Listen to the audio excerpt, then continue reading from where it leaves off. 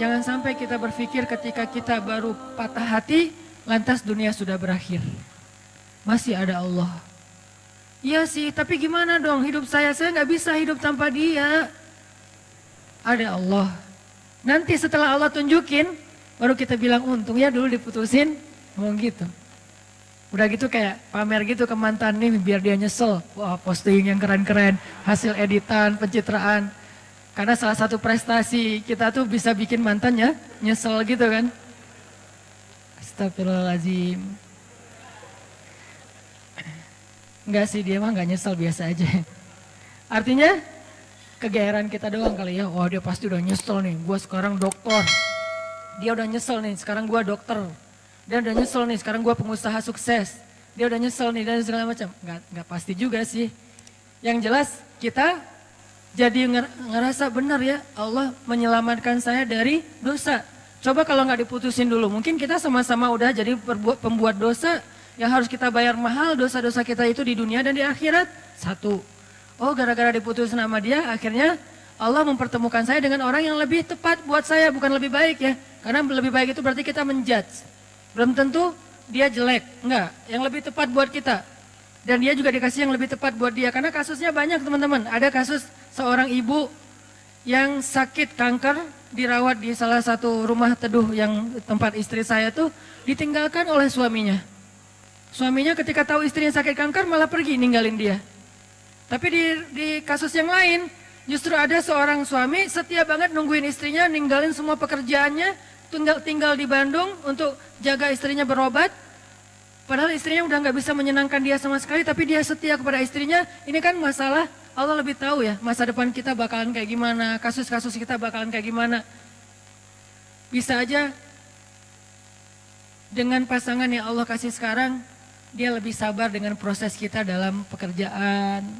Nggak survive, gagal lagi, bikin usaha ini rugi, bikin usaha itu rugi. Tapi dia nggak pernah ngeluh. Bukankah dia lah pilihan Allah buat kita? Nggak usah ngeluh, kalau gitu ujian. Artinya ada aja pasti kebaikan yang kita lihatlah sisi baiknya. Dan itu bukti kalau Allah alam yajidka yatiman fa'awa. Nah sekarang coba alam yajidka yatiman fa'awa ini kita lihat dalam kasus Nabi. Goalsnya sama. Goalsnya supaya kita percaya sama ma wadda'aka rabbuka wa ma qala, itu intinya ya. Nah dalam konteks sirah Rasulullah SAW, kalau kita mau memahami alam yajidka yatiman fa'awa dengan membaca sirah, itu keren banget.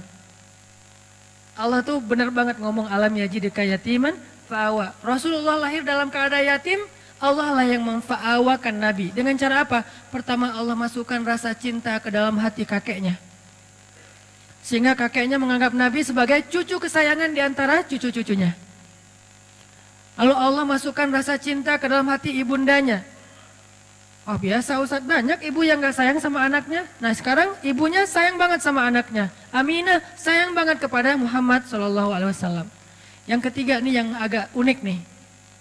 Allah masukkan rasa cinta itu ke dalam hati ibu susunya. Halimah dari Bani Sa'di atau Sa'diyah namanya. Halimatus Sa'diyah. Kan ceritanya Halimah tuh mereka dari kabilah Sa'di itu, dari orang-orang pedalaman, biasanya suka ada musim kerjanya, suka ada kerja musiman. Nah kerja musiman itu apa? Nyusui anak-anak orang terpandang di kota Mekah. Sehingga beberapa cewek dari Bani Sa'di itu pada musim menyusui, mereka datang, yang mereka udah bisa menyusui, mereka datang ke Mekah mencari anak-anak orang terhormat di Mekah untuk disusui. Tujuannya dua. Satu, mendapatkan bayaran dari profesi itu. Kedua, bisa mengikat hubungan kekeluargaan antara keluarga si perempuan ini dengan keluarga bayi tersebut yang ayahnya adalah kepala kaum. Itu tujuan menyusui pada masa itu. Dan kalau sudah diikat persaudaraannya jadi kayak koalisi gitu, jadi geng gitu kan. Kalau ada sesuatu yang terjadi kepada keluarga ini, nanti yang akan ngebelain mereka itu adalah kabilah yang mereka sudah punya hubungan tadi tuh. Mu'akhad namanya, atau punya kayak perjanjian gitu. Nah, Ketika perempuan-perempuan, cewek-cewek dari Bani Sa'di datang ke Mekah, di antara mereka ada Halimah, mereka kan nyebar tuh.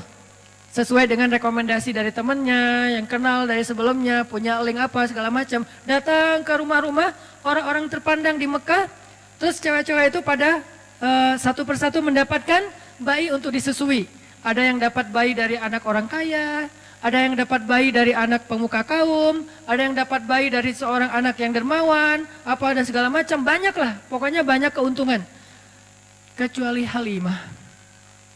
Ketika yang lain udah dapat bayi-bayi keren, kamu dapat siapa? Saya dapat anak kepala suku itu. Wah, beruntung sekali kamu. Berarti keluarga kamu sekarang punya ikatan dengan suku yang paling kuat. Kan keren ya. Pertama bangga, kedua nggak ada yang berani dengan keluarga ini karena dia punya link kepada kabilah yang kuat. Kayak gitu berlaku dulu tuh. Terus kayak apa istilahnya ya? Zimmah. Nah, saya baru ingat. Zimmah. Jadi punya jaminan dari keluarga itu. Jadi nggak ada yang berani. Terus kalau kamu dapat siapa? Saya dapat anaknya Fulan. Wah, anak orang kaya dong, dibayar gede dong. Alhamdulillah kalau bahasa sekarang, untung. Tapi giliran Halimah ditanya, kamu dapat siapa? Muhammad. Muhammad siapa? Ayahnya udah wafat. Hah, kamu ngambil anak yatim? Terus yang bayar siapa? Nggak ada. Hah, kasihan banget sih kamu gitu kan ya kalau bahasa kita ya. Halimah diantara ibu-ibu susu yang lain seolah-olah kesannya dapat yang paling tidak menguntungkan. Tapi ternyata kebalikannya. Kenapa Halimah kok memilih Muhammad di antara banyak anak bayi yang ada di Mekah? Karena begitu ngelihat Muhammad, Halimah langsung jatuh hati. Itu namanya fa'awa. Allah yang menjadikan Halimah jatuh hati kepada Rasulullah. Langsung jatuh hati. Akhirnya Halimah nggak peduli anak ini yatim atau enggak peduli dibayar apa enggak peduli keluarganya kuat, kabilahnya atau enggak. Yang jelas saya sayang banget sama anak ini. Itu yang Allah lakukan dengan Halimah. Dipeluk oleh Halimah, bahkan Halimah memperlakukan Nabi Muhammad kecil lebih baik daripada ibu-ibu susu lain memperlakukan bayi mereka karena dibayar, karena profesional. Kalau ini bukan profesional, ini cinta. Lebih dalam daripada sekedar profesi. Dan kayak gitulah cara Allah melindungi Rasulullah. Seandainya Rasulullah punya harta waktu itu, seandainya ayah Rasulullah masih hidup waktu itu, maka Rasulullah mungkin akan dititipkan kepada ibu susu profesional. Tidak sekeren Halimah.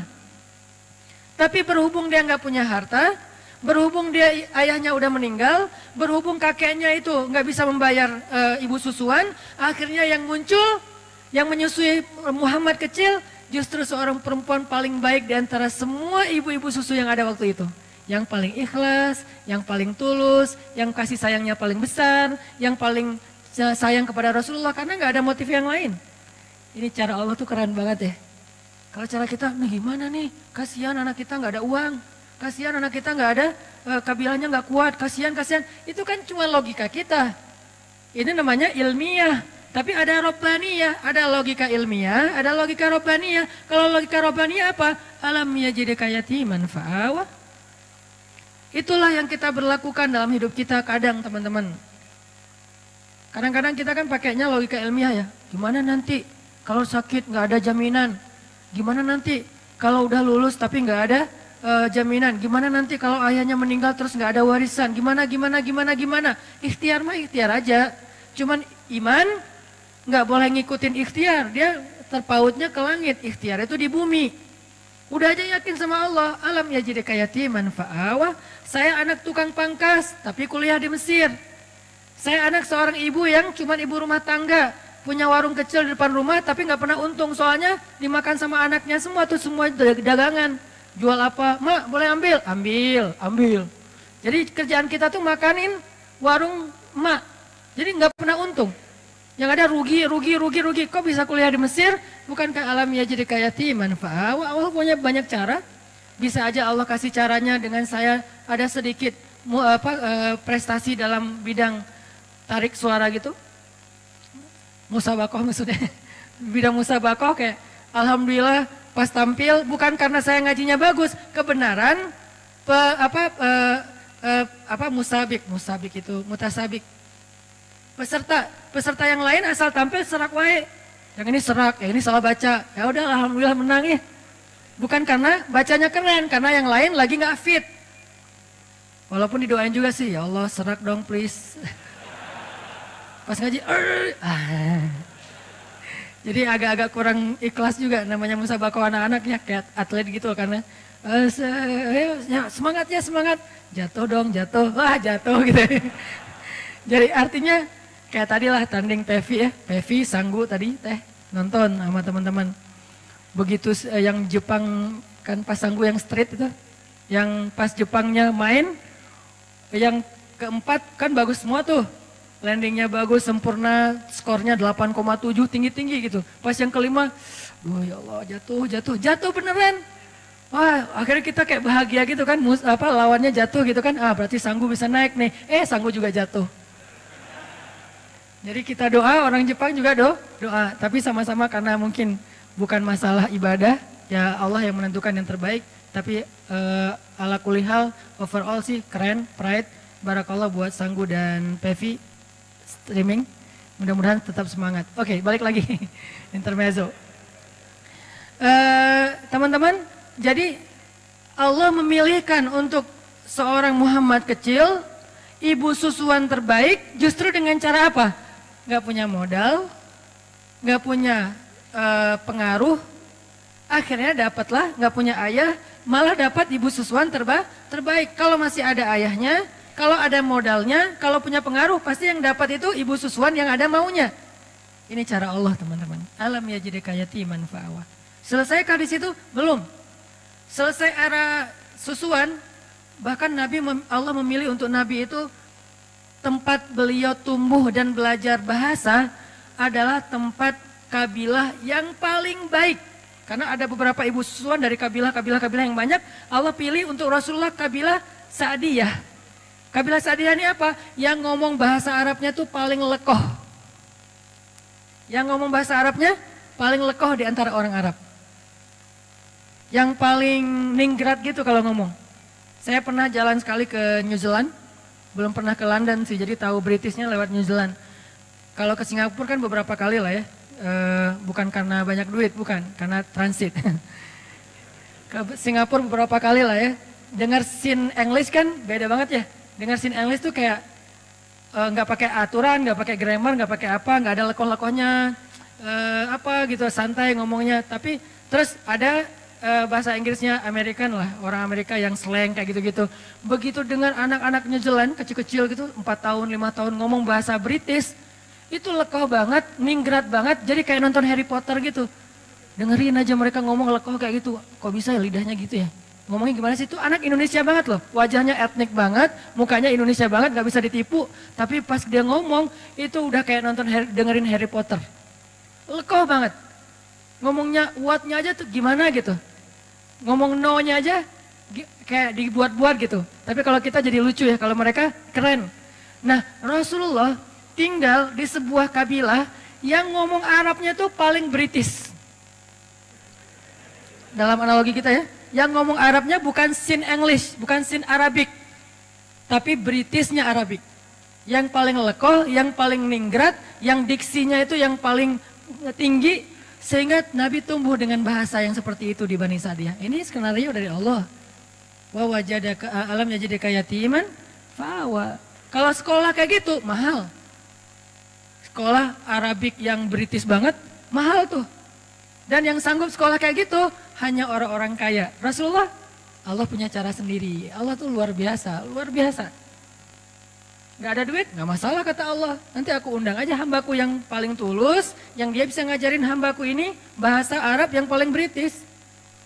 Arab yang paling British, ini jangan di-cut ya, jadi salah paham. Arab British apa maksudnya Ustadz? Maksudnya elegan gitu. Maksudnya elegan, lekoh, ningrat, diksinya keren. Nah setelah Nabi lekoh bahasa Arabnya, era pendidikan bahasanya udah selesai. Kan yang paling bagus bahasa itu dari kecil ya. Karena anak kecil cepat menyerap bahasa, baru nanti dia kayak anak saya orang Aceh, istri orang Jawa, tinggal di Bandung.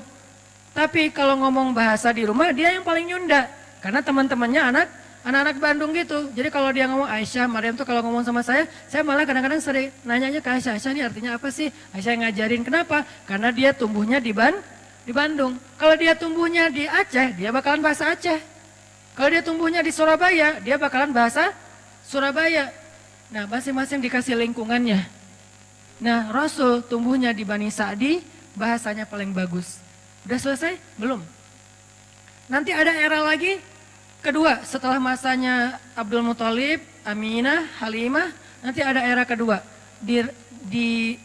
Awalnya dinaungi atau dipelihara oleh pamannya Abu Thalib. Ini era periode kedua. Dan ini juga luar biasa. Abu Thalib punya banyak anak, tapi yang paling disayang justru ponakannya. Punya banyak anak, tapi yang paling disayang justru ponakannya. Kemana-mana pergi pasti yang dibonceng ponakannya. Muhammad ikut paman, ikut boncengan, memotoran gitu. Motornya keledai, onta, kuda. Memotoran aja keliling Mekah, ke Suriah dulu namanya Damaskus, kemudian ke Yaman. Yang dibawa memotoran sama Abu Thalib touring kemana-mana itu siapa? Ponakannya, bukan anaknya justru. Kenapa bisa kayak gitu? Allah masukkan cinta ke dalam hati Abu Thalib, sehingga di antara semua keluarganya yang paling disayang justru bukan anaknya tapi ponakannya. Allah yang bikin kayak gitu. Sehingga karena sayangnya Abu Thalib kepada Rasulullah kecil, Muhammad kecil, akhirnya Abu Thalib tuh mikirin banget pendidikan Muhammad kecil. Mikirin banget. Gimana ya cara anak ini jadi seorang pemimpin? Anak-anak yang lain gak gitu-gitu amat. Tapi yang ini difikirin, sama kayak seorang ayah mikirin nanti dia SD-nya di mana yang bagus ya. Browsing, banding-bandingin, komparasi yang satu dengan yang lain, harga, kurikulum, segala macam kan ya.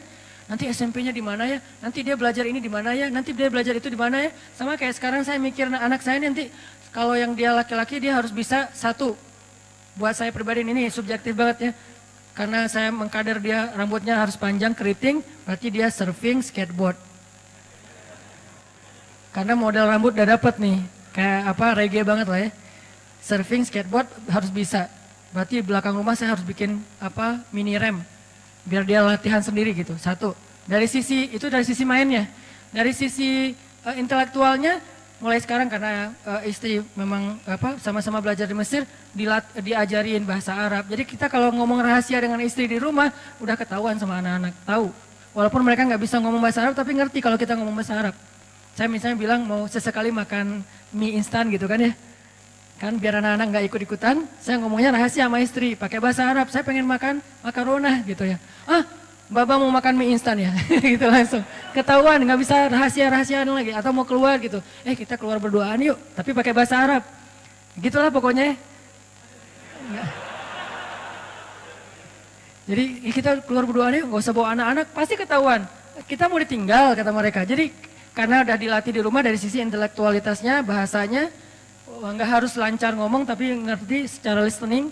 Terus Al-Qur'annya, pokoknya bagian saya mah main aja, bagian yang tadi pendidikan, apa segala macam, istri aja lah. Ngafal Quran, ngafal hadis, bahasa Arab, ya sama Umi aja deh. Sama Baba apa? Yuk kita jalan yuk kita main yuk. Bagian seru-seruan gitu. Supaya dia nanti, kalau saya cita-citanya, anak saya tuh, kalau laki-laki, tampilan reggae, tapi instalasi di dalamnya tuh, softwarenya Mekah. Jadi anak main tapi hafal Quran, pengennya mah, ya namanya juga orang tua kan ya. Nah Abu Thalib mikir banget buat Muhammad kecil. Gimana anak ini jadi seorang leader, gimana anak ini jadi seorang yang luar biasa, pemimpin umat, itu difikirin sama Abu Thalib. Kenapa kok bisa gitu-gitu amat? Allah titipin Muhammad kepada Abu Thalib. Alam yajidika yatiman fa'awa. Allah yang titipin. Kalau Allah titipin itu udah keren banget, udah pasti. Sehingga di sebelah Ka'bah itu teman-teman, sebelah Ka'bah itu ada sebuah spot, sebuah tempat kongres para ketua kabilah, pemimpin kabilah di Mekah, namanya Darun Nadwah, itu di sebelah Ka'bah. Kalau sekarang mungkin jadi kayak makam Ibrahim gitu kan, kalau yang pernah umroh, daerah-daerah situ. Jadi sebelah Ka'bah ada tempat orang-orang kepala suku Mekah itu sering bikin kongres. Bikin meeting, bikin apa, ngomongin tentang kota Mekah, ngomongin tentang perdagangan, ngomongin tentang politik, ngomongin tentang perang dan seterusnya. Semuanya di situ, namanya Darun Nadwah. Nah biasanya setiap ketua kabilah kalau pergi ke Darun Nadwah itu, mereka bawa anak kesayangannya yang laki-laki sebagai kaderisasi. Jadi pendidikan pada masa itu tuh bukan sekolah formal, ikut ayahnya, itu pendidikan pada masa itu. Bukan sekolah formal tapi ikut ayahnya. Sehingga biasanya anak laki-laki nggak akan jauh-jauh dari ayahnya, anak perempuan nggak jauh-jauh dari ibunya. Sehingga Nabi SAW ternyata selalu dipilih oleh Abu Thalib di antara anak-anaknya untuk ikut Abu Thalib ke Darun Nadwah. Yang lain milih anak laki-lakinya, Abu Thalib milih ponakannya. Coba, ngapain dipilih ikut dalam Darun Nadwah? Nanti di Darun Nadwah dia duduk di sebelah Abu Thalib. Duduk di sebelah Abu Thalib, dengerin gimana cara komunikasi dalam sebuah musyawarah, meeting, kongres, gimana cara meyakinkan orang kepada pendapat kita, gimana cara komunikasi yang santun, gimana cara debat yang baik, gimana cara ngatur pemerintahan, gimana tentang politik, gimana tentang jihad, gimana membangun koalisi, gimana, itu Muhammad semuanya dengerin di sebelah Abu Thalib. Kebenaran Abu Thalib yang paling bijak di antara ketua kabilah. Jadi dia kayak belajar langsung ke legend-legendnya gitu. Belajar langsung ke legend-legendnya. Di situ nanti ada Abu Jahal, walaupun belum musuhan ya. Abu Jahal masih dikenal Abu Al-Hakam. Jadi kalau ngeluarin kata-kata itu syair semua. Nabi jadi ngedengar, oh gitu ngomong yang diksinya bagus. Oh gini ngomongnya yang punya wawasan. Oh gini ngomongnya yang menyampaikan teori, analogi segala macam. Muhammad belajar kayak itu. Sehingga ketika Muhammad pulang ke rumah, anak-anaknya Abu Thalib mengupdate berita tentang politik Mekah lewat Rasulullah. Muhammad tadi ngomong apa di sana? Gitu coba. Padahal ayahnya sendiri kepala suku, tapi ayahnya memilih Muhammad kecil. Alam yajidka yatiman fa'awah. Allah itu udah sebaik-baik pembuat rencana lah pokoknya. Ini harusnya menjadikan kita makin belief, makin yakin sama Allah. Kalau diserahin urusan kita ke Allah itu emang dahsyat. Ketimbang kita bikin sendiri, kita nggak apa-apa merencanakan hidup sendiri, merencanakan masa depan sendiri, nggak apa-apa. Tapi tetap serahin ke Allah urusan apa? Urusan jalannya. Jangan sampai kita melenceng. Karena begitu kita melenceng dan menganggap melenceng itu lebih menguntungin kita, berarti Allah udah nggak terlibat dalam hidup kita. Dan kalau Allah udah nggak terlibat, mentok nanti ujung-ujungnya. Kalau kita ngikutin jalan Allah yang lurus, walaupun menurut logika ilmiah kayak nggak jelas gitu, ikutin aja. Karena emang jalan Allah itu unik. Sering banyak surprise gitu kan ya, sama kayak Rasulullah, kok gitu sih harus yatim dulu, kan nggak tahu nih alasannya, pas tahu, oh iya ya, ternyata dengan yatim justru dapat Halimah. Kok gitu sih yatim, dengan yatim justru dapat Abu Thalib, dan seterusnya dan seterusnya. Ini era Abu Thalib, ada 3, nanti ada era yang ketiga, Khadijah. Inilah era paling romantis, paling manis dalam hidup Nabi. Era Khadijah. Buat yang belum dapat Khadijah, baca ayat itu. Alam yajidka yatiman. Yatim dalam konteks kita, jomblo. Sendiri kan? Fa'awa, ya Allah, saya yatim. Kasih saya naungan. Siapa naungannya? Khadijah, ya Allah. Sampai pertemukan saya dengan sosok Khadijah dan Aisyah. Ini udah keren banget nih. Khadijah yang sangat luas kasih sayangnya, yang bijaksana, yang matang. Aisyah yang seru. Faraha, maraha. Itu kata ulama tentang Aisyah. Faraha, maraha. Apa Ustaz arti faraha, maraha? Seru. Kalau biasanya saya nggak pakai teks Arab, sekarang saya pakai biar jelas. Artinya saya punya referensi ya. Walaupun gini-gini, LCJ. Kata Ustaz Abdul Somad, at-takabbur lil mutakabbir sedekah. Sombong kepada orang yang sombong, sedekah. Sombong sekali-kali. Kata ulama, Aisyah itu farahah, marahah. Artinya apa? Seru, asik, nggak garing, nggak ada habisnya. Pokoknya Nabi kalau udah dekat Aisyah, happy pasti. Duduk di sebelah Aisyah, ketawa Nabi sampai kelihatan gerahamnya. Berarti kan happy banget kan?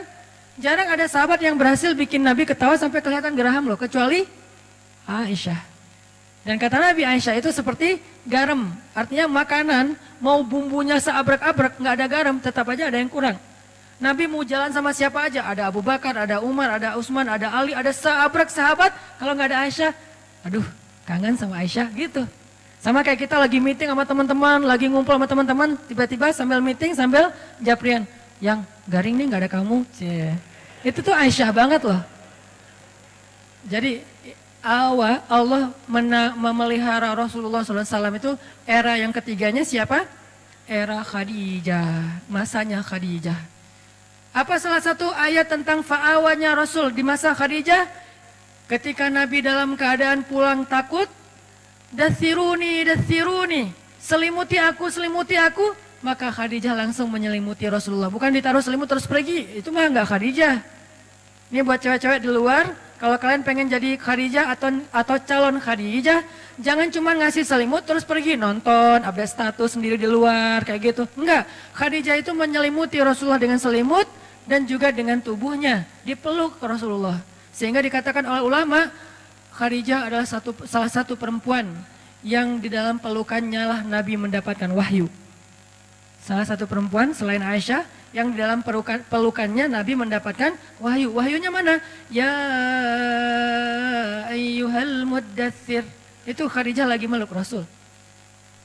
Pelukan Khadijah sakinah buat Rasulullah SAW. Makanya saya sering bilang sakinah itu cuma ada 2 tempat. Duduk dalam majelis ilmu dan dipeluk oleh istri yang halal. Pacar halal maksudnya. Istri udah pasti halal mah ya. Pacar halal. Kalau nggak ada pacar halal, duduk dalam majelis ilmu. Kalau dua-duanya enggak, berarti nggak sakinah hidupnya. Kalau dua-duanya iya, wah itu mah sakinah banget. Alhamdulillah. Tenang duduk di masjid, sakinah, pulang ke rumah, sakinah. Sesekali doang turbulence. Tapi seringnya stabil. Turbulence biasa lah. Rasulullah juga pernah turbulence dengan Aisyah. Ketika Aisyah cemburu kan wajar lah ya. Tapi Khadijah memeluk Rasulullah. Itulah fa'awanya Rasul yang ketiga.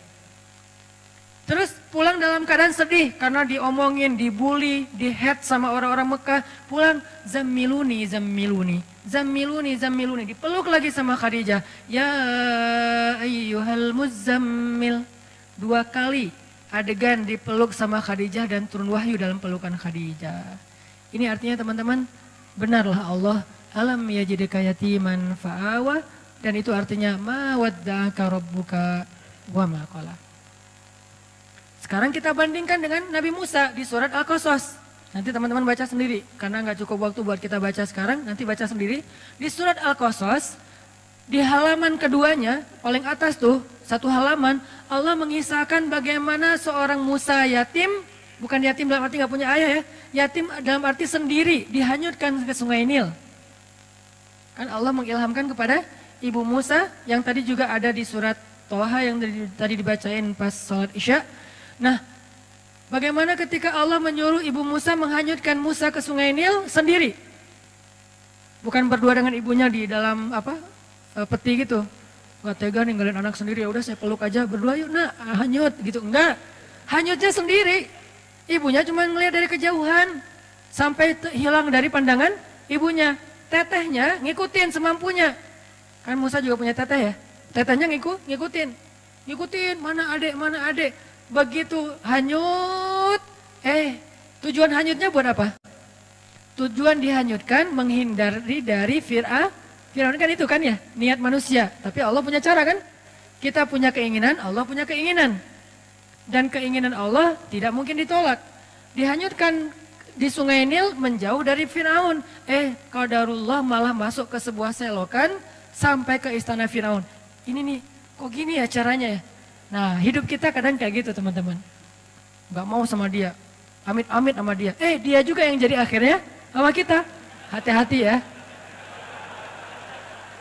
Ini salah satunya nih.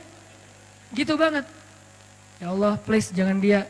Please jangan dia. 4 kali, please jangan dia. Saya cuma sekali aja, ya Allah please dia aja. Jadi, kenapa? Ya Allah, bukankah engkau yang mempertemukan Musa dengan Fir'aun? Bukankah engkau yang menitipkan Musa kepada istri Fir'aun? Maka titipkanlah aku ke dia. Beda, redaksi doa Ustadz lah ya. Kita kalau doa ke Allah itu kadang-kadang boleh memakai sejarah teman-teman. Karena doa-doa para anbiya itu pakainya sejarah banget. Ya Allah, Zat yang mendengar lirihnya suara Yunus di dalam perut ikan. Sejarah kan? Ya Allah, Zat yang tidak membiarkan Ibrahim terbakar di dalam kobaran api. Ya Allah, Zat yang memberikan Musa jalan keluar ketika berada di depan laut. Ya Allah, ya Allah, ya Allah. Sebutin satu persatu sejarah tentang bagaimana Allah menolong hamba-hambanya. Baru yang ujung-ujungnya, tolong saya ya Allah. Itu keren banget doa kayak gitu teman-teman. Gak hafal Arabiknya, gak masalah. Pakai bahasa kita sendiri. Tapi baca dulu sejarahnya, jangan salah.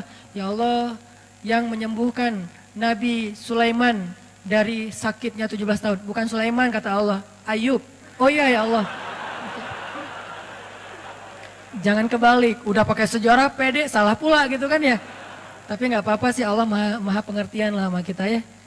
Arti pengertian apa? Bahasa Arabnya Raufun. Allah tuh maha pengertian banget sama kita. Tapi jangan disengaja. Ya Allah, yang mendengar suara lirihnya Nabi Isa di dalam perut ikan. Kapan Nabi Isa dimakan ikan ya? Itu Yunus, hambaku, ya Allah itu maksudnya. Ya nggak gitu-gitu apa juga. Tapi baca sejarah tersebutin dalam doa, itu keren banget tuh doa tuh. Ya Allah yang pada akhirnya memberikan seorang keturunan yang soleh kepada Zakaria. Kan gitu kan ya? Beri saya seperti itu. Dikasih Yahya. Ya Allah pengen banget punya anak yang nanti dia menjadi salah satu tokoh pergerakan yang membangun yang menyebarkan kebaikan agamamu, keadilan kepada orang-orang yang terzolimi. Ya Allah seperti seorang ayahnya pendiri Turki Utsmani. Panjang gitu. Beri saya anak laki-laki. Saya kasih nama Ertugrul Ghazi. Dikasih. Sebutin sejarah, baca sejarah, karena saya senang banget sama sejarah. Buat saya sejarah itu kayak nonton film. Karena saya hobinya nonton, daripada saya cuma nonton film entertain, kenapa nggak nonton film sejarah? Nonton film sejarah bisa dalam makna nonton filmnya atau baca bukunya, itu keren banget.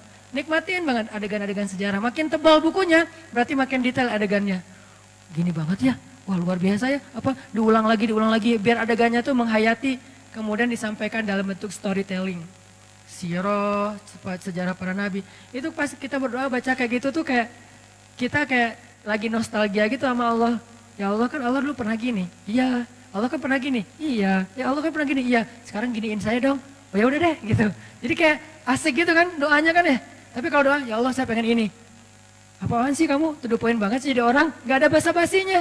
Walaupun boleh banget sama Allah tuh boleh banget. Cuman kayak kurang romantis kan. Sama pasangan kita kalau mau minta sesuatu kan. Yang kan kamu baik sama aku, kan dulu kamu gini-gini, kan dulu panjang, nih udah ada maunya nih kalau kayak gini kan suka gitu kan kalau kita ya, iya aku mau gini nih, ya udah deh, karena udah dipuji-puji dari tadi tuh jadi kayak gimana gitu, ya udah sayang kasihan.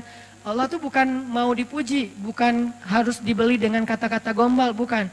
Allah berhak mendapatkan itu. Kalau manusia aja kita gituin, Allah lebih berhak mendapatkan itu. Bukan karena Allah pengen digituin, tapi emang Allah yang paling berhak mendapatkan semua gituin.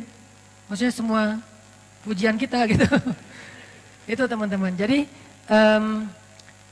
balik ke Musa, akhirnya hanyut ke sewakan, masuk ke tempat pemandian keluarga besar Firaun ditemukan. Intinya ada kalimat yang tadi saya baca di surat Toha, ini kata kuncinya. Wa alqaitu ilaika mahabbatan minni walitusna'a ala aini. Itu kata kuncinya. Ketika ditemukan oleh keluarga Firaun, diberikan kepada istrinya Firaun, qadarullah istrinya Firaun belum punya anak. Itu skenario Allah. Istrinya Firaun belum punya anak. Begitu ngelihat bayi itu, wa alqaitu ilaika mahabbatan minni. Tiba-tiba aku masukkan mahabbah, cinta dariku ke dalam hati perempuan itu supaya dia mencintaimu, jatuh hati. Ini Allah yang bikin, itu bukti ayatnya. Wa alqaitu ilaika mahabbatan minni. Aku masukkan cinta dariku kepadamu melalui seorang perempuan yang menemukanmu. Walitusna ala aini. Kemudian kamu dibesarkan di istana itu dengan pengawasan dari aku. Allah yang mengawasi. Walitusna ala aini. Kamu dibesarkan, kamu diperlakukan, kamu diapa-apain di dalam istana, ala aini, aku yang mengawasi. Coba. CCTV-nya langsung dari langit. Satelit. Ala aini. Ini kalimat jaminan banget loh. Walitusna'a ala aini. Maka minta kepada Allah, ya Allah, peliharalah saya di bawah pengawasanmu. Sebagaimana engkau memelihara Musa di istana Fir'aun. Sejarah kan? Sehingga ketika Firaun mau menyakiti Musa, Allah yang membela. Lewat siapa? Lewat istrinya. Datang Firaun, siapa ini? Pasti bayi Bani Israel nih yang mau dihanyutkan supaya nggak dibunuh. Nggak tahu, nemu, kata istrinya. Ya udah aku bunuh aja. Jangan gitu dong. Kalau udah diyang-yangin kan susah ya sama istrinya. Istrinya cantik pula, keren lagi tuh dan kesayangan Firaun banget. Sehingga akhirnya istri Firaun membujuk Firaun,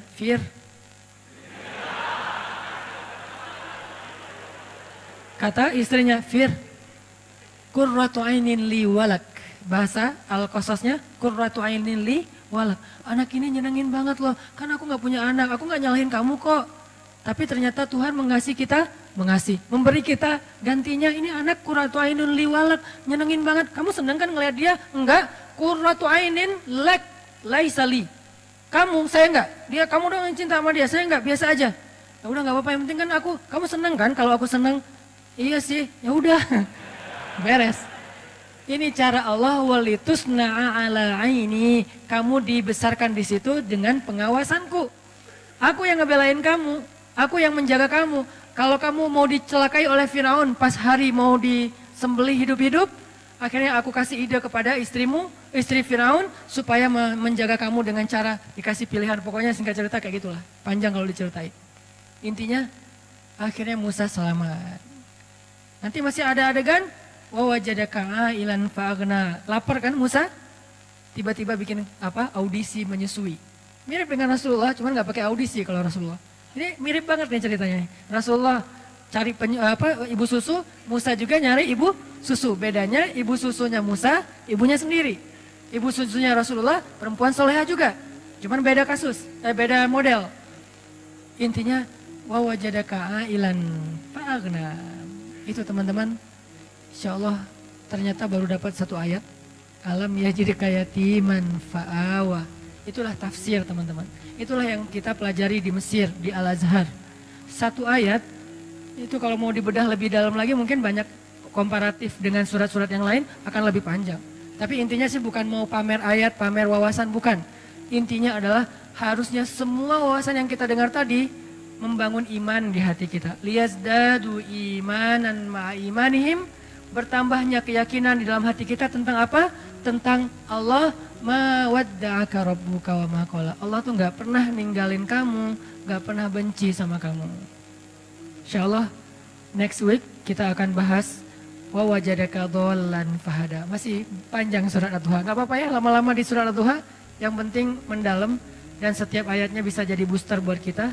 Gak usah terburu-buru, sehingga kita bisa jadikan Al-Quran syifa lima fis sudur, obat hati kita, rahmatan, menjadi kasih